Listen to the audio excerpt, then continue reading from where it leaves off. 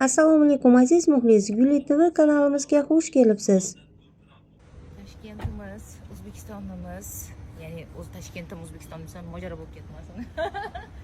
Xayr hammaga, ya'ni men sog'inaman, tez kunda kelib turaman. Endi bu men ko'chib ketdim degan umuman kelmaydi degan emas. Men xohlaganda kelaman, xohlaganimda sizlar bilan ishimni ham davom ettiraman, ko'rishlarni. To'g'rimi?